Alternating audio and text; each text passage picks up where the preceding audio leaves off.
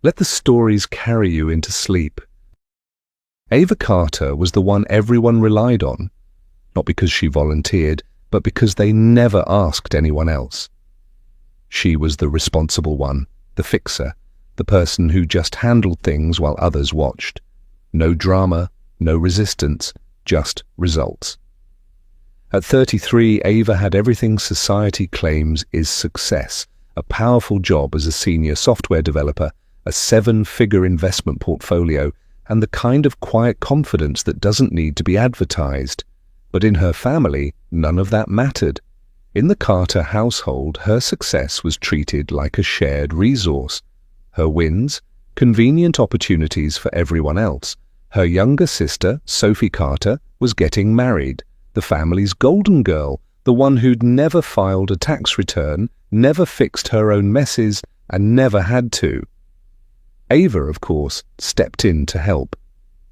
She paid $33,000 towards Sophie's dream wedding. No complaints, no conditions. It was just assumed. That's what Ava did. That's who Ava was. She didn't even expect a thank you, but what she got instead was a message from her mother, Miss Leon. A message that changed everything. Sophie doesn't want you there. You're not invited. 5 words, and the air left her lungs. Ava read it over and over again, hoping she had misunderstood. She hadn't. After funding the venue, the photographer, the catering, after bending her life around Sophie's needs for decades, she was being erased. There was no explanation, no apology, just a casual betrayal delivered like a calendar reminder. And from the woman who had taught her that love meant doing things without being asked. Her phone buzzed again as if to remind her the message wasn't a mistake. It wasn't a glitch. It was a choice. For a moment, she couldn't move, couldn't breathe. Her body remained still, but her mind fell through years of being the quiet one, the capable one, the sister who never needed anything. Until now. And just like that, she realized, the only thing more painful than being used is being discarded when you're no longer useful. She had paid for their fantasy, and they paid her back by deleting her. Ava Carter had always been the one who didn't ask for much and gave more than she should. She was the responsible daughter, the capable one, the kind who didn't complain when others leaned on her, because she'd been raised to carry what no one else would. By 33, Ava had what most people chase, a high-paying job as a senior software engineer, a quiet condo in Seattle, and financial freedom earned through long nights and unspoken sacrifices. But to her family, none of that meant independence. To them, it meant access. So when her younger sister, Sophie Carter, got engaged to a man from a wealthy East Coast family, Ava did what was expected. She stepped up, quietly, efficiently. She covered $33,000 worth of expenses for Sophie's dream wedding, the venue deposit, catering, and a luxury photographer, all without a fuss. She didn't do it for attention. She did it because Sophie had always been the one with help, with softness, with spotlight. Ava had always been the scaffolding, the thing holding everyone else up. So when her phone buzzed one afternoon, Ava didn't expect it to hurt, but it did. The message was from her mother, Miss Lean. Simple, casual, cold. Sophie doesn't want you there. You're not invited. Ava froze. For a second, she thought it was a mistake, a mistyped message, maybe some kind of joke. It wasn't. She stared at the screen, fingers numb, reading the message again and again. Her throat tightened, her breath caught somewhere between disbelief and devastation. She had paid for the wedding. She had rearranged her life to make it happen. And now she wasn't even allowed to witness it. No explanation, no apology, just exile from the very event she had funded. Ava had always believed that doing the right thing would earn her a place at the table. But in that moment, all she could feel was the weight of something much colder. She didn't just fund the celebration, she was the sacrifice behind it. Ava Carter had spent her entire life solving problems she didn't create. The quiet one, the responsible one, the daughter who never asked for help, because help was never offered. At 33, she had built everything from scratch: a solid tech career, a modest one-bedroom condo, and investments most people wouldn't understand.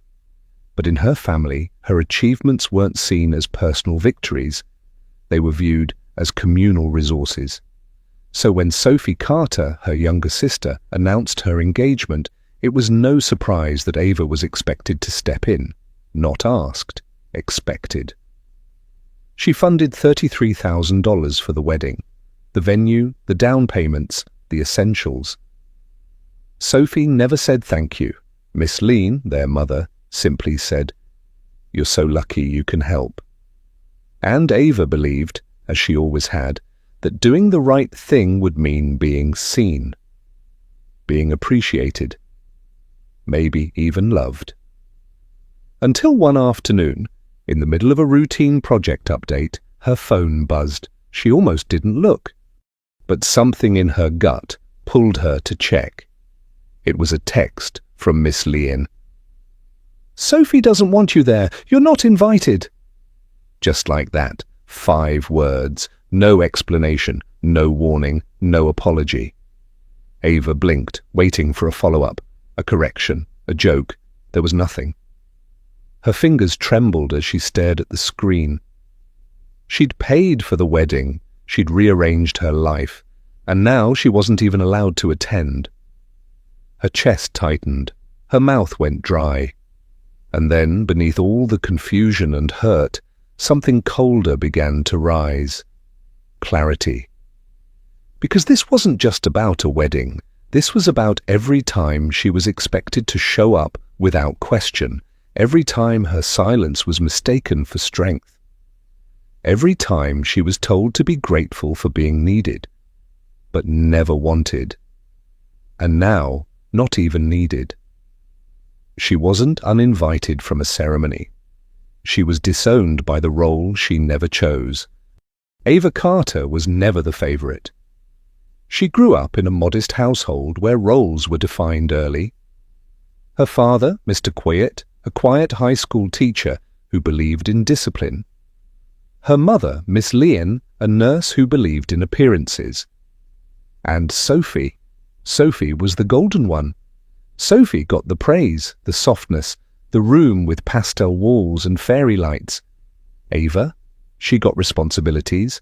At 7, she packed her own lunch. At 10, she walked Sophie to school. At 13, she stayed up tutoring Sophie for math exams she never studied for. It wasn't that Ava wasn't impressive. She earned a full scholarship, graduated top of her class in computer science, and became a millionaire by 28. But success didn't rewrite her role. To her family, she wasn't Ava the achiever. She was Ava the provider. When Mr. Quiet's old sedan finally died, Ava bought him a new car. No thanks, just, "Your father deserves it." When Miss Lean's medical bills piled up, Ava covered them. Again, "You're the one with money." When Sophie's fiancé cheated and she needed a place to stay, Ava paid her rent for 6 months. "It's just until she gets back on her feet," they said. The worst part? Ava agreed, not out of duty, but because somewhere deep inside she hoped that giving more might eventually mean being seen more. But it never came.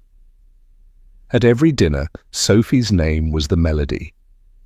Ava's was the pause between courses. One December night, after wiring money to help cover Sophie's latest emergency, Ava stood in her quiet apartment, scrolling through Sophie's Instagram story. She was at a spa with friends, laughing, carefree. Tagline, "Thanks to those who matter most." And that was the night Ava finally realized maybe she was never meant to be family, just the safety net underneath it. The next morning, she did something she'd never done before. Ava Carter was a millionaire by 28, Not because someone handed her a silver spoon. She clawed her way up: scholarships, night coding sessions, rejections, breakthroughs. While others were on spring break, Ava was debugging server code at 3 a.m. Her startup went global within 3 years, but none of that changed who she was in her family's eyes. To Mr. Quiet, her father, she was the practical one. He never said, "I'm proud," just, "You always take care of things." To Miss Lean, her mother, she was the fallback plan. If Sophie needed rent after her breakup, Ava paid. If Miss Lean's debt ballooned, Ava handled it. When Mr. Quiet's car gave out, Ava bought him a new one, $29,000 wired without hesitation. And each time, the response was the same. "You're the one who can afford it." No birthday calls, no thank you notes. Not even a family photo on her parents' mantle. Meanwhile, Sophie Carter still lived like the world owed her forgiveness. She quit jobs like changing outfits. When she missed 3 months of rent, Ava wired the full amount, no questions asked. Because Miss Lean said softly, "She's your sister, you've got more than enough." But that's the thing about having enough. No one ever asked how much it cost Ava to keep giving. She watched from the sidelines as Sophie got toasted at family dinners, as Margaret Blake gushed about Sophie's charm, as Jessica Martin called her bride goals. Ava smiled politely, quietly. No one asked about her latest app launch, or the 12-hour flight she took just to make it home for Thanksgiving. She became a silent investor in everyone else's happiness. Then came one weekend when she returned home early, unannounced. She heard Sophie laughing in the kitchen with Miss Lean. She paused at the door and heard something that shattered whatever was left of her silence. Ava Carter's success wasn't just her own, it became everyone else's lifeline. When Mr. Quiet's old Toyota finally died, she didn't blink. Within a week, he was driving a new hybrid sedan, paid in full. When Miss Lean's credit card debt spiraled out of control, nearly $18,000, Ava took care of it, quietly, no questions asked. "It's just money," she told herself, even when no one bothered to say thank you. When Sophie Carter split with her boyfriend and had nowhere to go, Ava footed the rent for 4 months straight. "She's just going through a phase," Miss Lean said. "You have the means, she doesn't." Every time Ava gave, it wasn't a gesture, it was an expectation. No one asked how she was, no one asked what it cost her. Emotionally, mentally, they only asked if the check had cleared. To her family, success meant surrender. If Ava had it, she should give it, endlessly. She became the emergency fund, the fixer, the silent donor to a family that forgot her birthdays and missed her biggest milestones. While she was accepting an award for women in tech, Miss Lean texted, "Can you help cover Sophie's car insurance this month?" Sophie's voice, too, always carried entitlement. "It's not like you can't afford it." She never said thank you, only, "You're lucky." But Ava wasn't lucky. She was exhausted. Her therapist, Dr. Chin, once asked her, "If you stopped paying for everyone, who would still call you?" That question kept Ava up at night. Until one cold Sunday morning, she opened her banking app, stared at the transactions, and did something she had never done before. When Sophie Carter announced her engagement to Nathan Blake, Ava tried to smile. Nathan was polished, well-spoken, and came from a family where appearances weren't just important, they were everything. The Blakes were East Coast aristocracy, summer estates, private clubs, silver cutlery passed down from war generals. And now Ava's little sister was marrying into all of it. Ava flew out for brunch with them once. She remembered the way Margaret Blake, Nathan's mother, held her wine glass like a prop and scanned Ava's outfit like a customs officer. "You must be the older sister," Margaret said, her voice sweet and sharp. "Sophie says you're quite successful." The pause after quite sliced through Ava more than the compliment soothed. Then came the wedding planning. It started small. Sophie asked Ava if she could help with a few little things. The venue, Griffin Estate, was already locked in. Just the deposit, Sophie chirped, only $33,000. Ava told herself she was being supportive. This was her sister's big day after all. But each week brought a new must-have: string quartet, imported linens, hand-lettered calligraphy. Every time Ava raised an eyebrow, Sophie would clasp her hands dramatically. "It's the most important day of my life. Don't you want it to be perfect?" It wasn't just guilt, it was theatre. Sophie played the overwhelmed bride, Ava, the overachieving fixer. And Nathan? He rarely spoke up. He didn't need to. The system worked. Ava paid. Miss Lean chimed in, too. "You know you're better off than the rest of us, Ava. This isn't a burden for you." Ava didn't argue, but each swipe of her card felt heavier, each wire transfer more hollow, until she met the florist who thought Ava was the bride. And for the first time, Ava didn't correct her. Ava Carter thought $33,000 would be the end of it. Just a gift. A sisterly gesture for Sophie's big day. When Sophie first asked for help, she phrased it gently. "Just a few small things, if you can swing it." Ava assumed she meant the cake, maybe the flowers. Nothing more. But when the invoice for Griffin Estate arrived, followed by charges for the band, dress fittings and luxury transportation, Ava realized she wasn't just helping, she was funding the entire production. Every time she questioned it, Sophie would blink sweetly and say, this is my once-in-a-lifetime day. You understand, don't you?" It wasn't a request. It was a manipulation disguised as gratitude. Ava cancelled her own vacation, skipped a business retreat she'd spent months planning, postponed upgrading her office equipment. She rerouted everything toward one goal: making her sister's wedding perfect.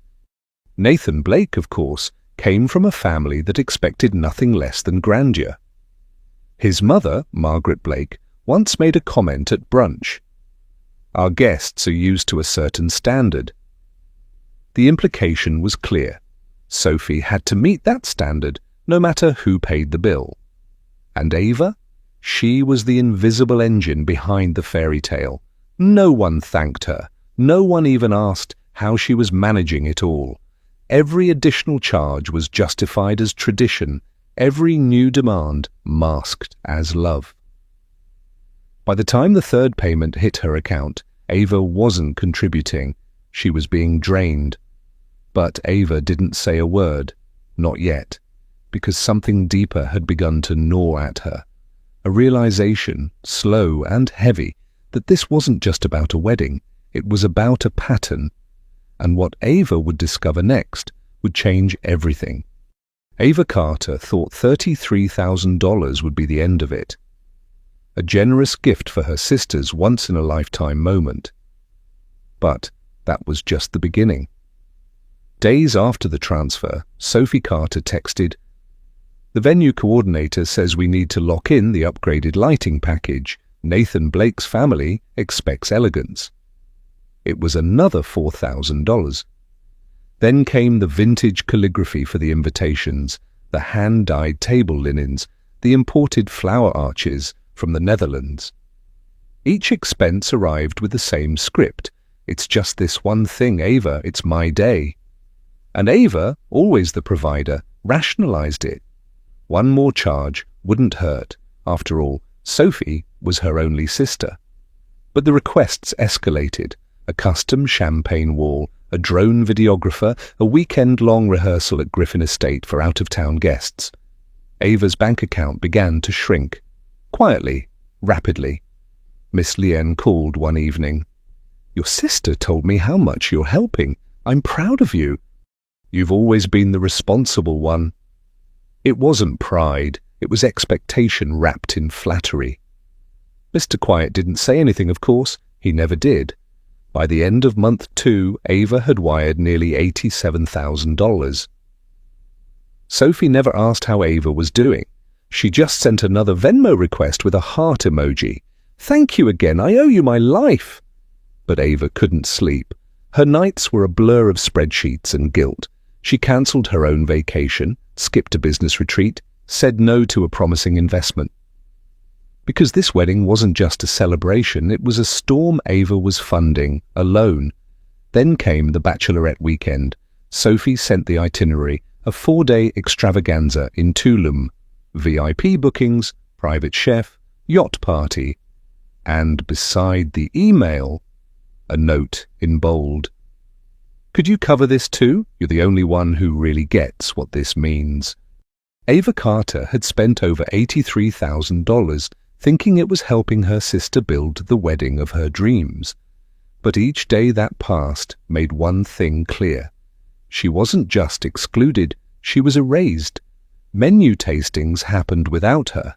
Dress fittings came and went with no invitation.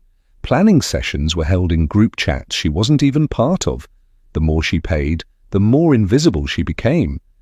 Margaret Blake, the groom's mother, stepped in with confidence that felt more like conquest. "We want a classic tone," she said, without ever asking what Sophie truly wanted, or if Ava had any input at all. Sophie nodded along. Ava? She was met with polite smiles and closed doors. Her questions were brushed aside, her suggestions already decided. She wasn't just being left out, she was being replaced. The final blow came not from a confrontation, but a whisper she wasn't supposed to hear. Ava walked into the bridal suite, only to catch Sophie and her maid of honor, Jessica Martin, mid-conversation. "She's so controlling," Jessica scoffed. Sophie laughed. "Honestly, I wish she'd just give the money and stay quiet." Ava froze. Every check she'd written, every moment she'd excused, it had all been for someone who viewed her as a burden, not a blessing. And that's when Ava stopped asking to be included. She started watching, very closely. Ava Carter thought her financial support would earn her a seat at the table, or at least a voice in the room.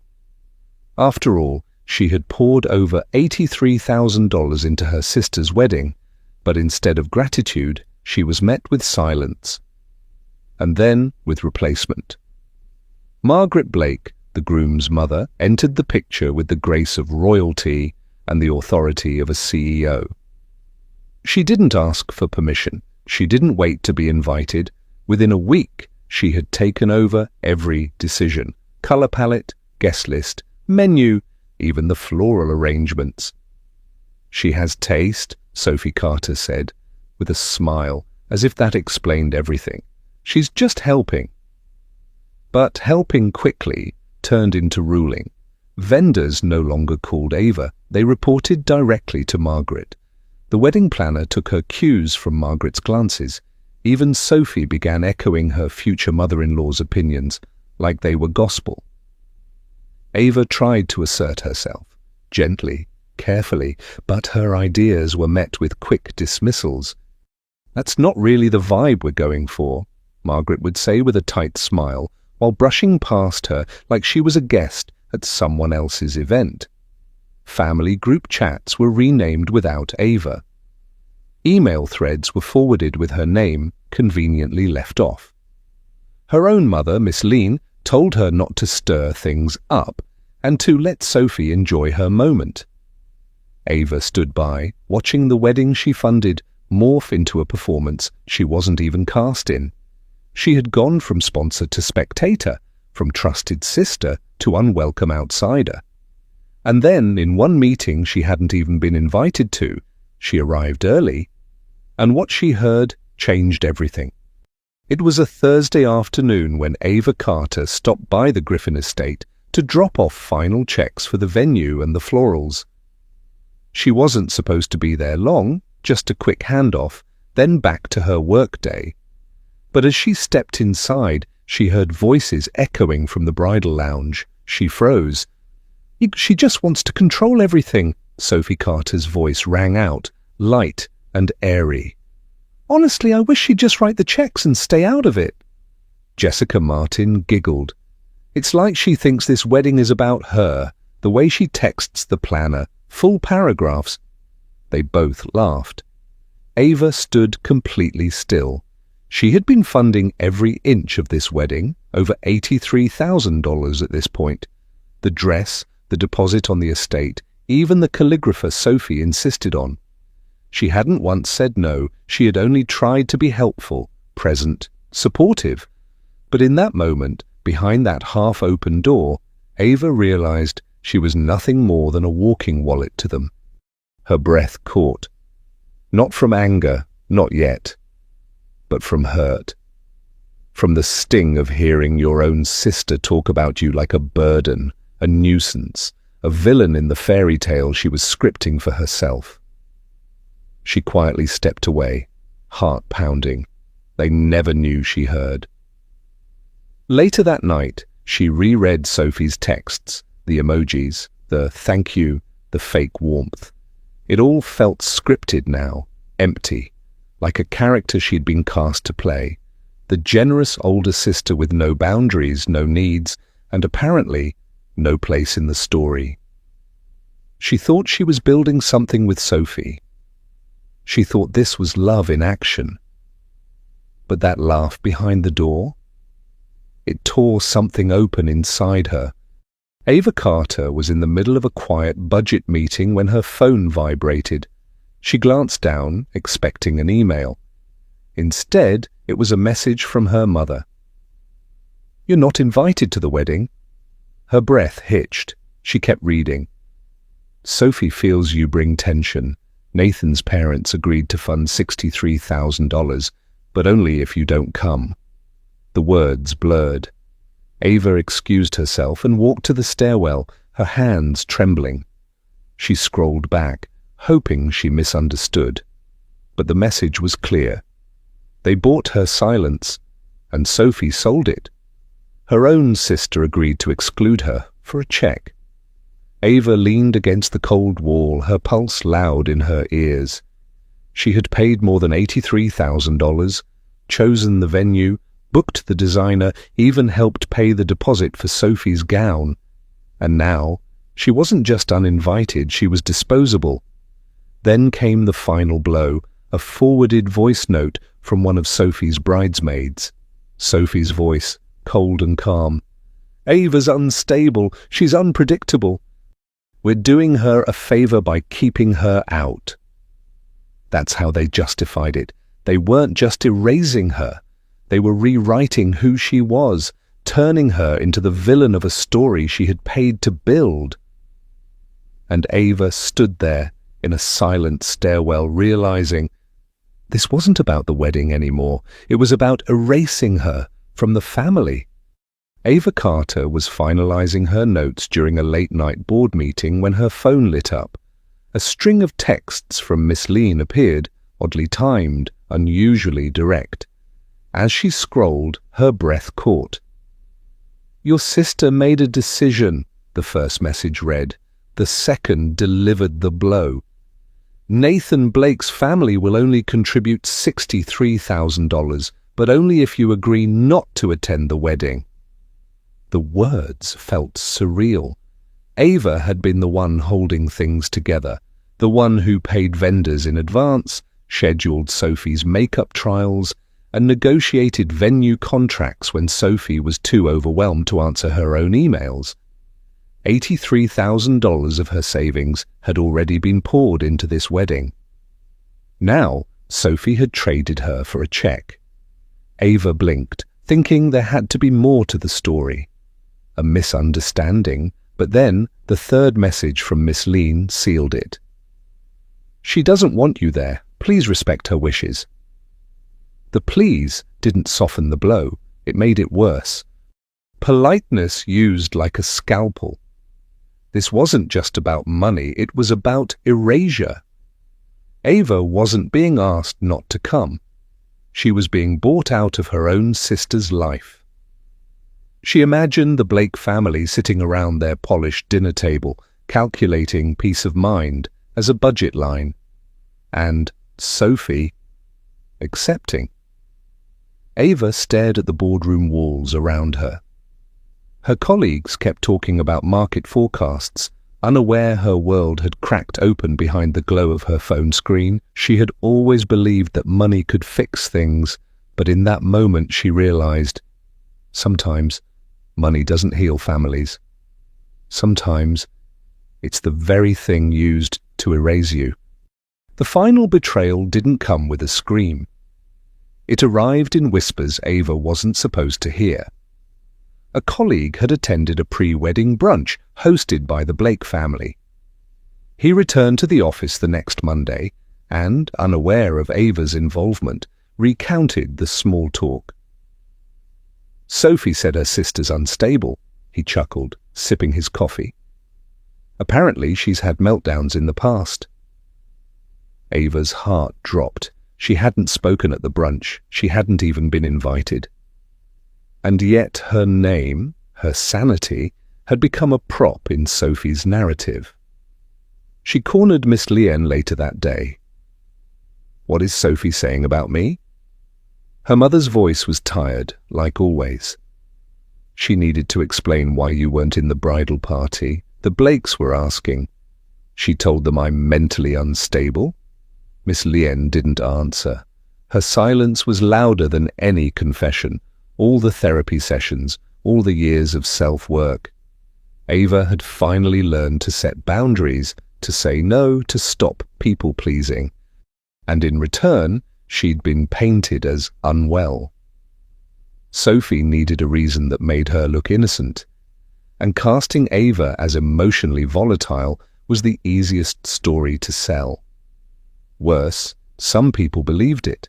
Ava could see it in their eyes. The way friends now offered her small talk instead of warmth. The way Emily Carter changed the subject when Ava entered the room. Her image had been carefully rewritten, not as the sister who gave and gave, but as the one who couldn't be trusted not to ruin things. Her truth had been replaced by Sophie's fiction. And just like that, Ava realized, they didn't just remove her from the wedding, they rewrote who she was. The phone call was brief, but thunderous. Ava's voice didn't shake. "If I'm not invited," she said, "then neither is my money." On the other end, Miss Lien gasped, as if stunned by the audacity. "Don't do this," she pleaded. "You'll ruin everything." But Ava had already endured the silence, the erasure, the lie about her mental health. This was no longer about an invitation, it was about dignity. She didn't scream, she didn't beg, she simply hung up. Then she printed every receipt, the $6,000 deposit to Griffin Estate, the floral agreement with Bell Botanics, the catering invoice, the custom cake design, the imported candles, every cent traced back to her. One by one she called them.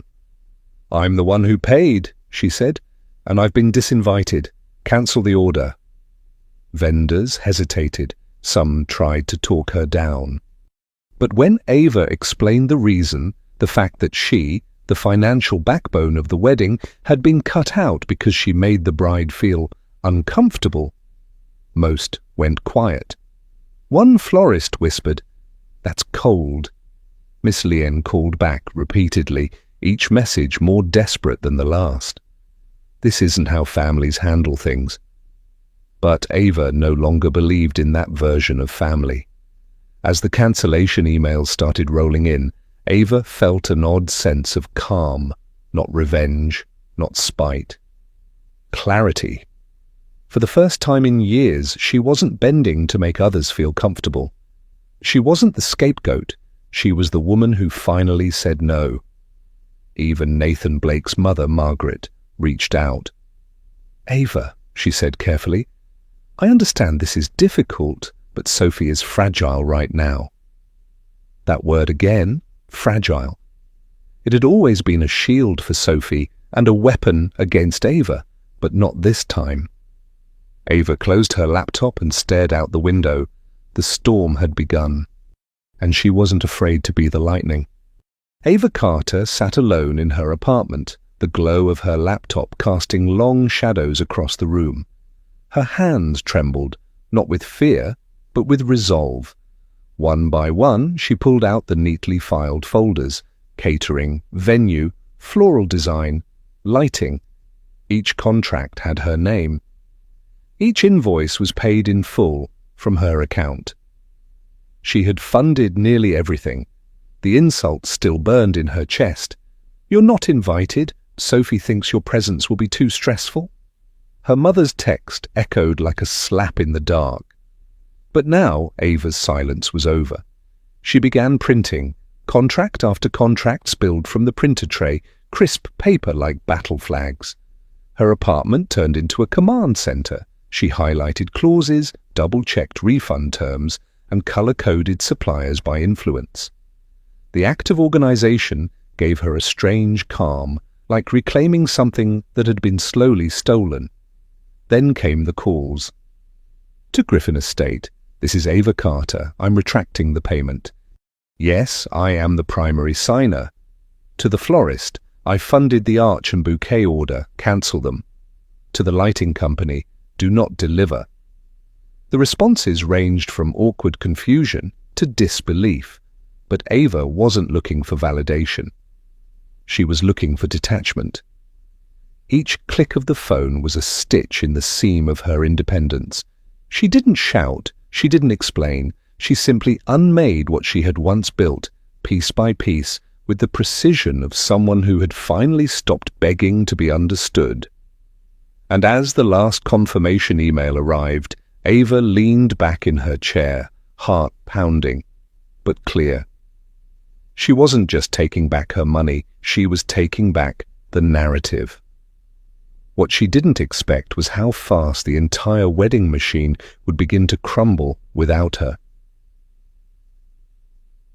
When Ava Carter picked up the phone, she didn't scream, she didn't explain, she simply started making calls, one by one, but it wasn't her voice that made headlines in that moment, it was the silence that followed.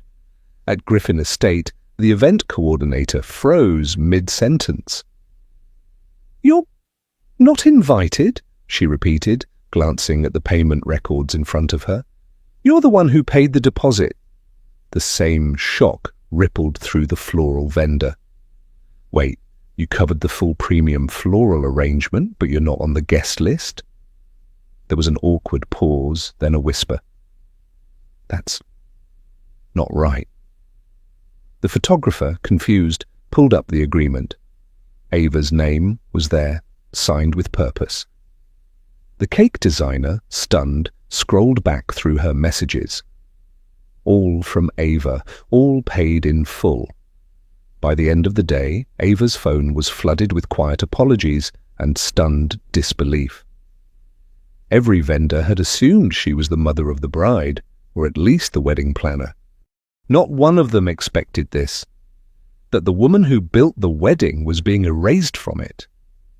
Even the manager of Griffin Estate, a woman known for her steely neutrality, broke protocol and asked, "Why would they do this to you?" Ava didn't answer. She didn't need to. The question wasn't for her, it was for Sophie, for Miss Lean, for everyone who had smiled and taken Ava's money while silently pulling the curtain shut on her existence. The story began to leak, not through scandal, but through quiet conversations. A florist told another bride. A caterer mentioned it in a blog post. And just like that, whispers turned into raised eyebrows, and raised eyebrows became a reckoning, because when the woman who built your wedding disappears from the invitation list, the world starts asking who's really behind the curtain. Ava Carter didn't scream. She didn't slam doors or cry into the void. Instead, she turned off the lights in her apartment, sat down at her desk, and opened every receipt she had meticulously saved for Sophie's wedding. The contracts, invoices, and email threads, each a quiet testament to her love, now weaponized for her liberation. First, she cancelled the photographer, then the venue at Griffin Estate. The florist gasped when Ava explained the situation. She was the financier, yet not invited to the event she built. One by one, vendors hesitated, offered apologies, or tried to intervene. But Ava's tone was unwavering. "If the check came from me," she told them, "then I have the right to void it." She refunded what she could, reclaimed deposits, and anything non-refundable. She let it burn. Then came the digital purge. The wedding website deleted. The shared folders, spreadsheets, and mood boards vanished from the cloud like a ghost fleeing daylight. Every message thread with her mother, her sister, her aunts, archived, muted, gone. She didn't want silence from them. She wanted nothing. She changed her number, blocked them all, not out of spite, but survival. This wasn't revenge, it was release. Sophie tried calling, sobbing, shrieking, "You ruined everything." But Ava had nothing left to give. "I didn't ruin you, Sophie," she said coldly. "You did that all by yourself." That night, she made a final move. A message in the family group chat, left without room for discussion. "Pay your own way, I'm done." There were no more arguments, no explanations. Ava simply exited the group. In a house that once ran on guilt, she flipped every switch off and walked away, leaving her family in the dark. And just as they reached for the matches, she made sure there was nothing left to burn. The call came late. Sophie's name lit up Ava's phone like a siren. For a moment, Ava stared at it in silence, not because she didn't expect it, but because she already knew what it would sound like. She answered. "What did you do?" Sophie's voice cracked through the receiver, already trembling with panic. "You ruined everything. I can't fix this. You destroyed my wedding." Ava didn't shout back. Her voice, calm and razor-sharp, cut through the storm like glass. "No," she said. "I didn't ruin anything. You did this. To yourself." Sophie gasped, stunned. But Ava didn't stop. "You excluded me. You used me. You watched me pay for everything, and when the guest list came out, I wasn't even on it. And you thought I wouldn't do anything?" Sophie was sobbing now. "You're punishing me for not making you the center of my wedding." "I'm not punishing you, Sophie," Ava interrupted. "I'm protecting myself, for the first time in years." There was a pause, and in that silence, Ava could feel something shifting, something collapsing on the other end of the line. Sophie whispered, "I have nothing left." Ava's reply was soft but firm. "Then maybe it's time you build something of your own, without stealing it from me." There was no dramatic hang-up, no last insult. Ava simply ended the call. She placed her phone down on the table, exhaled, and looked out the window. The city lights blinked back, indifferent to the wreckage behind her. But for Ava, it wasn't wreckage. It was the cleanest silence she'd ever heard. And as Sophie sat in her once perfect dress rehearsal of a life, crying over a shattered fantasy, she hadn't yet realized Ava was no longer the supporting role in her story. Mr. Quiet, Ava's father, had been eerily quiet during the wedding madness, never defending her, never questioning the imbalance. But now that the foundation had crumbled, he suddenly had something to say. At exactly 7:03 p.m., Ava received a voicemail from him. His tone was cold, measured, the same tone he used when talking to subordinates at the firm. "Ava, I suggest you reconsider your actions. If the payments aren't resolved and the vendors aren't restored, legal consequences may follow. This is unacceptable." Unacceptable. The word echoed like a verdict. For years he had watched Sophie manipulate, belittle, and exclude. He said nothing. When Ava cried behind closed doors, Miss Lien handed her tissues without words, and Mr. Quiet simply left the room. But now that Sophie's fantasy wedding had collapsed, now that Ava had withdrawn her time, money, and effort, now he decided to step in. Ava didn't flinch. She didn't call him back. She opened the Carter family group chat, still cluttered with meaningless photos and passive-aggressive updates. She typed one sentence, "Pay for it yourselves, I'm done." And she meant every syllable. She wasn't angry, she was finished. Done being the scapegoat, done being the fixer, done being the adult in a family of grown children playing house with her resources. The wedding plans were gone, the files deleted, the emails archived. She had returned what money she could, not for them, but for her peace of mind. Mr. Quiet's second message came an hour later, harsher, more personal. "You've embarrassed this family, you'll regret this." Ava stared at it, her finger hovering over the audio waveform. Then calmly, she deleted it. Her phone buzzed again, Sophie calling this time.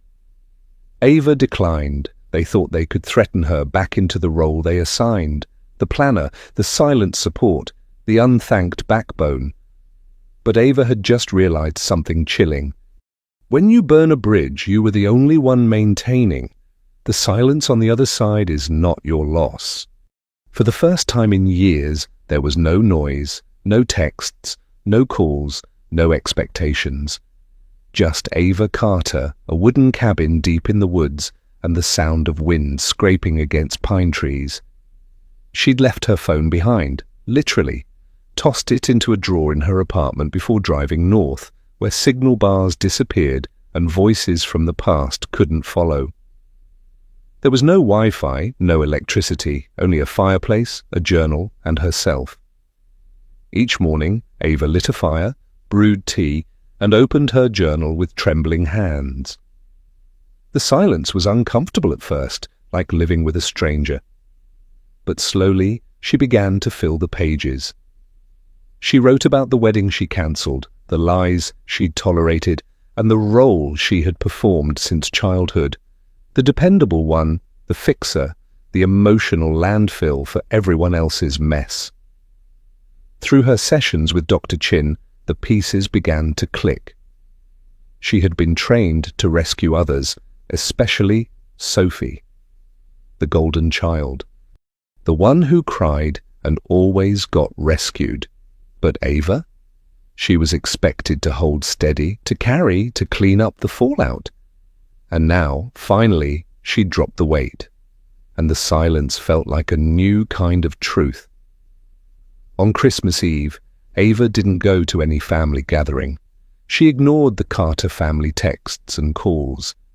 Instead, she sat by the fire with Chloe Ramirez, her closest friend, the only one who had seen her fall apart and helped her rebuild without asking anything in return. Ava no longer craved their approval. She no longer mistook duty for love. And in that tiny cabin, with frost on the windows and ink-stained fingers, she realized something chilling. They were never going to say sorry.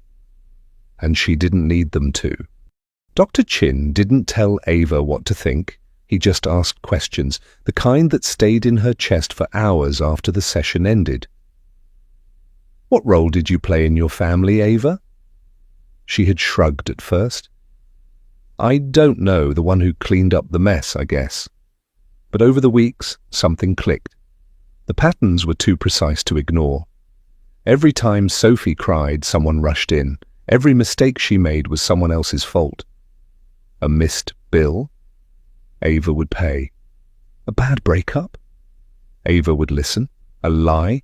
Ava would cover. Sophie was the one who needed saving. And Ava, she was the rescuer, reliable, responsible, invisible. Caretaker roles aren't always assigned with words, Dr. Chin had said. Sometimes they're written into silence. That silence was Ava's native tongue. She had spoken it fluently at dinner tables, family vacations, hospital waiting rooms. While Sophie screamed, Ava steadied. While Sophie collapsed, Ava picked up the pieces. But something shifted now. For the first time, Ava questioned the fairness of it all. She hadn't chosen to be the family's emotional paramedic. She had been trained. conditioned. She flipped through her journal, where every page bled with revelations.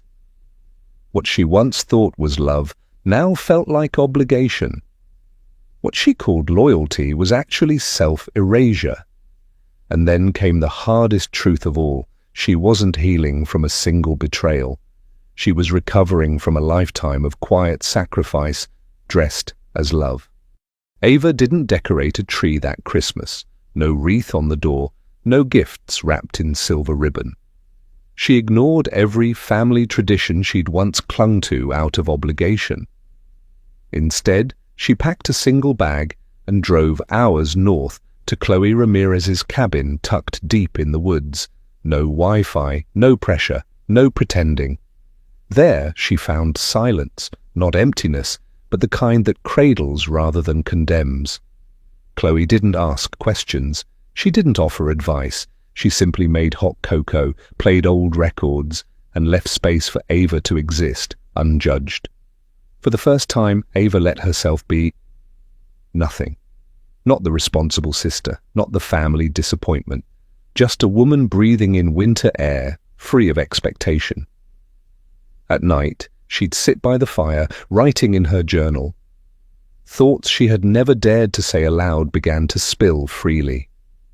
She saw the patterns, how she'd spent years auditioning for love. From Miss Lynn, who only noticed achievement. From Mr. Quiet, who mistook silence for strength. From Sophie, who needed a savior more than a sister. She remembered every holiday spent trying to please, bringing the perfect wine, the perfect smile, the perfect gift, and yet always walking away feeling unseen. But now, among the pines and quiet snow, something shifted. Ava stopped trying to be lovable. She stopped measuring her worth by how little space she took up in a room, or how much approval she could earn. She didn't need her family's permission to feel joy. She didn't need Sophie's forgiveness to heal. On Christmas Eve, Chloe handed her a single ornament, a glass heart, and said, "Hang it only if it feels right." Ava held it for a moment, then placed it gently in her coat pocket. That night, she didn't hang it. She hung nothing at all, because for the first time, Ava wasn't decorating to be seen. She was learning to live unseen and unbothered. And just when peace began to settle in, a knock echoed at the cabin door. 8 months after the wedding that erased her name from the invitation list she paid for, Ava Carter found a letter waiting in her mailbox. Handwritten. No return address. The curves of the ink were familiar. Sophie's script. Her heart skipped. She opened it slowly, expecting excuses, manipulation, maybe even blame. But instead, it was one sentence, no more. "I owe you an apology. Can we talk?" Ava sat in silence. She placed the letter on her kitchen counter and stared at it for hours, as if it might rewrite itself if she waited long enough. Then she brought it to therapy. Dr. Chin didn't rush her. He let the silence hang between them until Ava whispered, "Why now?" No answer came. Only a deeper reflection. Was opening the door to your betrayer an act of weakness, or was it the bravest thing of all? For weeks, Ava didn't respond. She reread the letter, folded it, hid it in books, pulled it out again. Each time, she imagined a different version of herself, one that slammed the door forever, and another that sat across from Sophie one last time. Not for closure, but for clarity. Finally, she wrote back. 4 words, a line as sharp as a blade. Tuesday, 3 p.m., 1 hour. And underneath, neutral cafe, come alone. She didn't dress for war. She didn't rehearse a speech. She simply arrived 10 minutes early, coffee in hand, spine straight, heart strangely calm. The Ava from 8 months ago would have shown up hoping for validation. This Ava, she just wanted the truth, whatever form it came in. And as she watched the door swing open and saw Sophie step inside, no makeup, no designer coat, only a worn-out scarf and tired eyes. Ava realized. This wouldn't be about forgiveness. It would be about finally seeing things for what they were. Sophie Carter arrived without her usual armor. No luxury coat, no lipstick, just tired eyes and trembling hands. She sat across from Ava, her fingers wrapped tightly around a ceramic mug, as if bracing for impact. "I'm divorcing Nathan Blake," Sophie said without a greeting. "And I hate who I became with him." Ava stayed silent. Sophie's voice cracked. "I built my whole life on looking perfect. For him, for Margaret Blake, for the Carter name. I cut you out, Ava, to make room for people who never saw me at all." Ava's jaw clenched, but she let her sister speak. "I remember standing in front of the mirror the night before the wedding, wearing that ridiculous designer gown, plastering on a smile. And I thought, this isn't me. But it was too late. I had already traded you for a seat at their table." Sophie looked up, her voice barely a whisper. "You were the only one who ever helped me without asking for anything in return. And I erased you." Ava studied the woman in front of her. The shimmer was gone. The mask had fallen. This wasn't the Sophie who posed for perfect pictures. This was someone raw, broken, and maybe honest.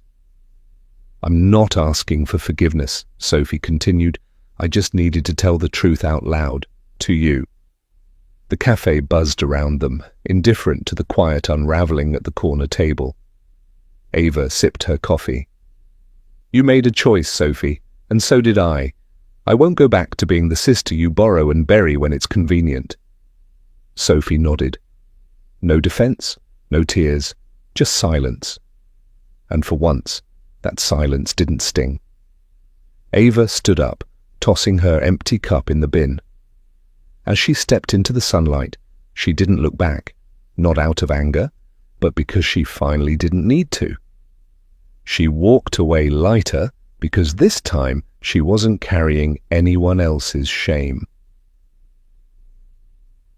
The meeting with Sophie didn't just reopen old wounds, it cracked something open, and the ripples spread fast. 2 days later, Ava received a message from Emily Carter. "I was at that spa day," Emily wrote. "I knew they left you out on purpose. I just didn't want to rock the boat. I'm sorry." Ava sat with the words for a long time. That same evening, her phone lit up again. Oliver Carter. He hadn't spoken to Ava in years. "I think I owe you the truth," he said. "Sophie borrowed $9,000 from me after college, said it was for a down payment, never paid it back, then ghosted me." He laughed bitterly. "I wasn't even mad about the money. I was mad no one believed me." By the end of the week, it was Sandra Nguyen, Ava's aunt, who reached out. "Sophie lived with me rent-free for 6 months, told everyone she was paying for a luxury apartment in the city. She used my pantry, my laundry, even my friends, and still made me feel like I was the one taking." Ava didn't ask for these stories, but now they came pouring in, unprompted. And with each confession, something in her shifted. All these years, she had blamed herself for being the outsider, the inconvenient truth, the forgotten sibling. But it wasn't just her, it was a system, one that rewarded Sophie's charm and silence, one that punished Ava for asking questions. She thought she was the only one who saw the cracks. Turns out, everyone had seen them, they just didn't speak until now. In the quiet of her living room, Ava read the final message from Sandra. "You weren't crazy, Ava. You were just the first one brave enough to call it what it was." Ava set her phone down, heart steady for the first time in years. She didn't need revenge. She just needed the truth to stop hiding.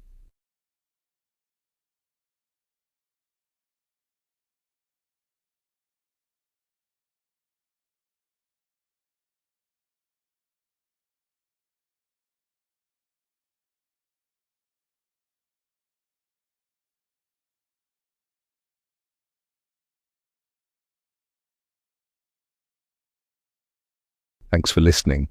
If this story helped you unwind, don't forget to like and subscribe channel Reddit Stories to Fall Asleep too. There's a new tale waiting for you every night, right here. Sleep well.